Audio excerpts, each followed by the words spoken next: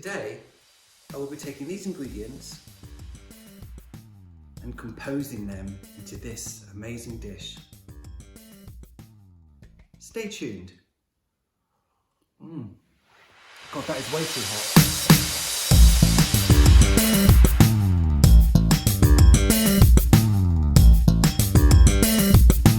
Hello, my lovely viewers. Today, I will be cooking for you a creamy, cheesy, oh God, what's it called again? Creamy cheesies stacked. No, creamy, cheesy. Here we go, yeah. I'll be making for you. This is what happens when you make up your own recipes. You forget what you've called them. No, this recipe is going to be called creamy, cheesy. Oh, for God's sake, Oh my goodness, say what have I called it? Here we go. Creamy, cheesy, layered bake. Yep. It's a creamy, cheesy, layered bake. And it's vegetarian. Right, to begin with, come with me. In this deep pan here, I've got some butter, roughly a knob of butter and a bit of oil in there to stop the butter burning. So I'm just going to let that melt totally. Right. So while that's melting, I've got some leeks here, approximately 500 grams of leeks. You can normally buy them in packs, which are 500 grams, so that's easy for you. Just literally chop them up. I've already done a couple. You don't need to watch me chopping all up the leeks. There we go, just chop them up roughly. Like so, no biggie, there we go. Now what you do is you throw this into the oil and the butter, like so. So they'll cook off nicely. Now what I want to add to that is savoy cabbage. Now when I went to the supermarket, for some reason, I couldn't find a savoy cabbage, a fresh one, so I got frozen. If you can't find fresh, just get frozen. It doesn't really matter. And if anything, it's all cut up for you. Save you the time. This is a 750 gram bag of frozen savoy cabbage. If you want to use fresh, just get a small to medium savoy cabbage and that will suffice. So let's throw that in with the leeks as well. If you use fresh, just add a couple of tablespoons of water. But because this is frozen, it's already got water in it, and when I cover it, it will sort itself out. Just give that a stir every now and again. I will now make a bechamel sauce. I can see you all going, oh no, I don't want to make a bechamel sauce, it's so hard.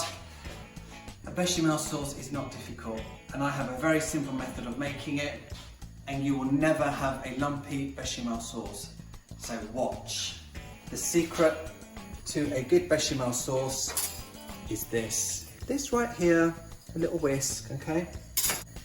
In this pan, I've got 50 grams of unsalted butter, which I will melt.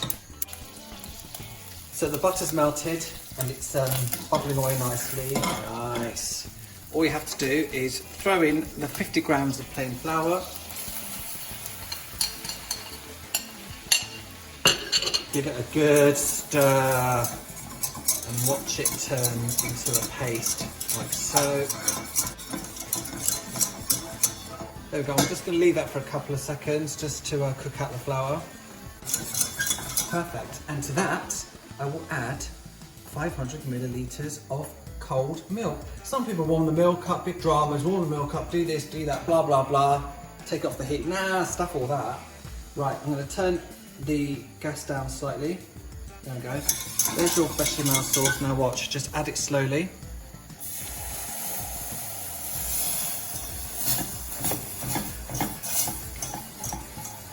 And watch it come together. I'm just going to put the heat up a bit now because I don't have the patience to wait. Look at that, you see it's beginning to form already. Look at that. No lumps, there we go. Perfect. Throw in some more milk. Stir it. There we go, no lumps, perfect. How easy was that? Throw in the rest of the milk.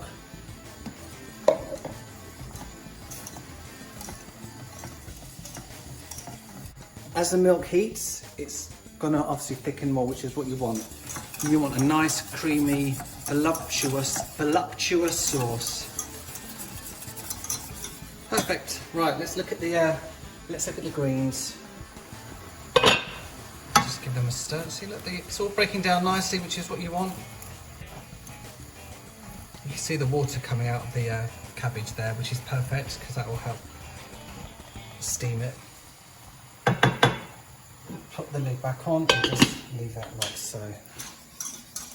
Look, there we go. That's your bechamel sauce done effectively. All done. Wasn't difficult. And the thing with bechamel sauce is, once you take off the heat, it does thicken very quickly. So I'm going to leave it on there. And to that, I'm going to add some nutmeg. Roughly half a teaspoon of fresh nutmeg. And then basil pesto. I'm going to put the whole jar in. And this jar is 190 grams. Just get any jar pesto, then they're all roughly the same size, aren't they? Throw it all in. There we go. I'm going to add some salt and pepper to that. Good grinding of pepper and a good grinding of salt.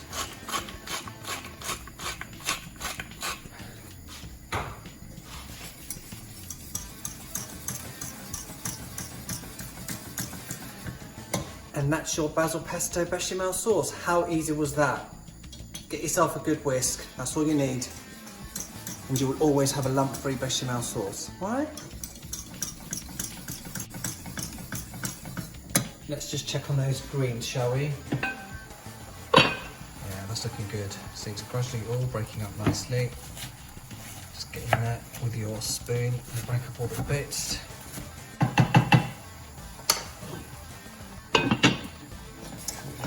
Bechamel sauce has come up to the boil now, so I will just turn that off and leave it.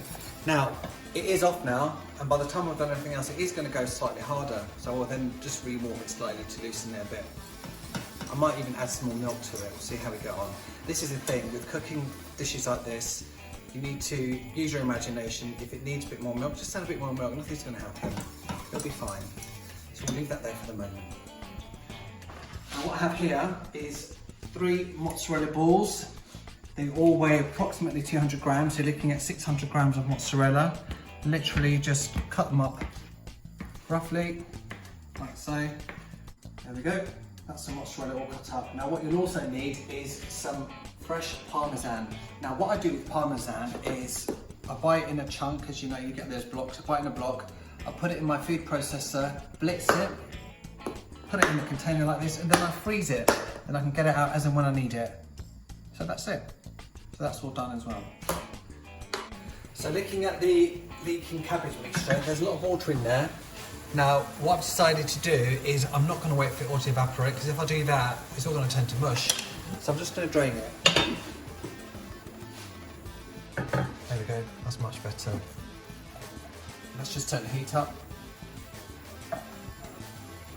And I'm going to add to that just a few pinch of nutmeg is fine, because this stuff is quite powerful. That's your greens ready to go as well.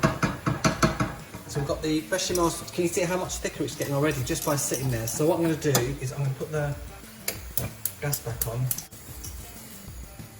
Perfect. Just let that come to the boil. So greens are done, bechamel sauce is done. I think now it's time to assemble. Now I've got the oven preheating to 180 degrees. I've greased this dish. If you don't have a round dish, you can do it on whatever dish you have, it's fine. I've also got here some oregano from the garden, but you can buy basil, use basil, it's absolutely fine. I would normally use basil for it, because we've got so much oregano in the garden. I'm going to use this. It makes sense to use what you have at home. Make it your own. Let's assemble this, shall we? To begin with, let's get a wrap. Put it in the bottom. Get some of your bechamel sauce. Give it a good mix round, like say maybe a couple of tablespoons. Let's go for 3, just roughly. Less is more. And then what we do is we take some of the greens, just a small handful, put that on like that. Again, just a rough covering. I'm going to take some mozzarella, roughly, just put some in there.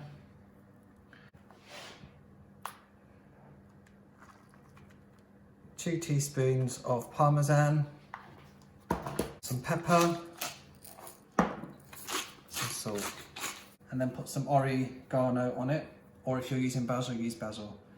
So that's that one done.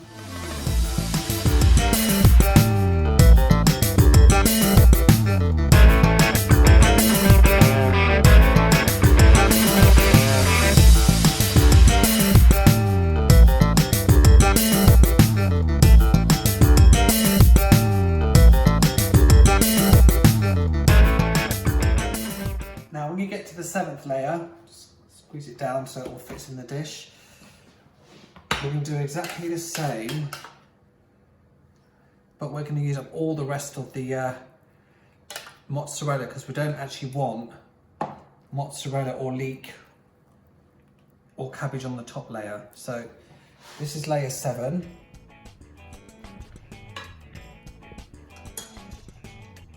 So I will put the rest of the cabbage on there and the leek as so. The rest of the mozzarella. Leaves.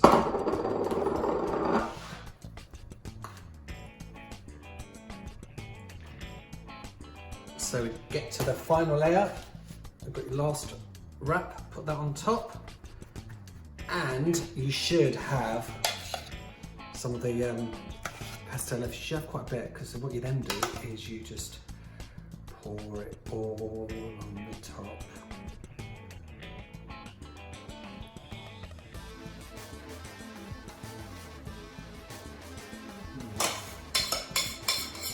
Such a nice bechamel sauce. Right, I've got some leaves left, they can go on top as well. And some parmesan.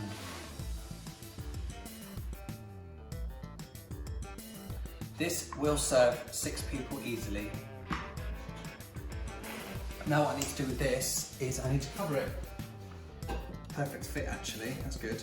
You need to put this in the oven for 20 minutes, then take the lid off and cook it for another 10 minutes. And I put it on the bottom shelf, as you can see. So I will see you in 20 minutes and we'll see how it's getting along. The beef has just gone off, so let's take it out of the oven and have a look. Okay, look at that, that's looking good, isn't it? Now what we have to do is put it back in the oven for 10 minutes without the lid on, and that top will go nice and brown. 10 minutes are up, shall we have a look? Are we ready for the big reveal? Oh yes! Come on! There we go. Huh. Oh.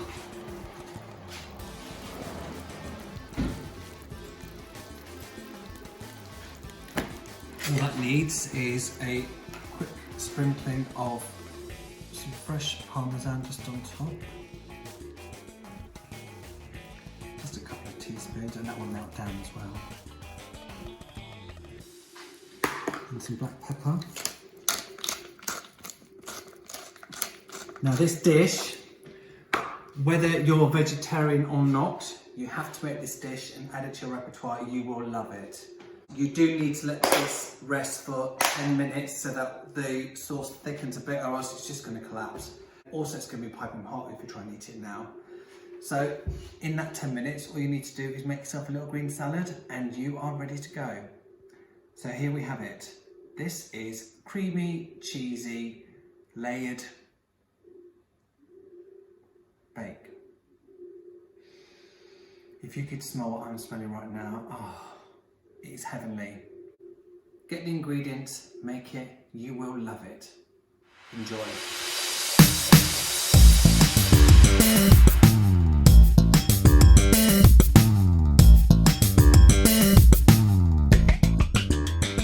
We are just about to cut into it so you can see what it looks like.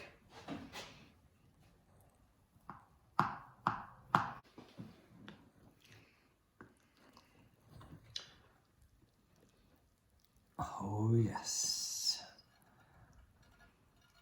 There you go.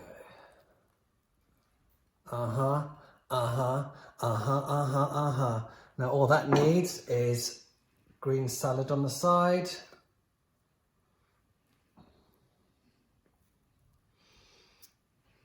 Come on, you know you wanna. Imagination of sensation gives a thrill hotter than June. So take what you want, take what you need, take everything to satisfy me. Let your love be. Take what you want, take what you need. There's no denying, body sighing. Touch is all we need. Take what you want.